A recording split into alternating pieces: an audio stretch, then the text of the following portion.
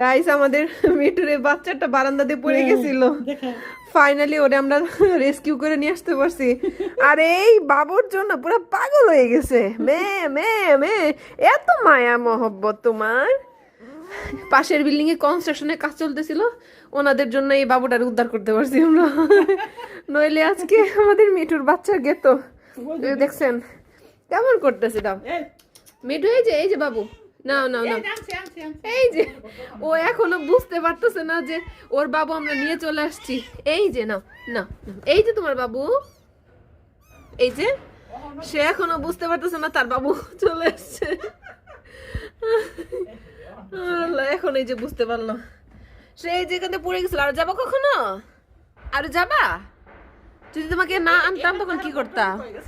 হ্যাঁ? এই যে আরেকজনে এমন ভয় পাইছে, ভয় পাইয়া চুপ করে বসে আছে।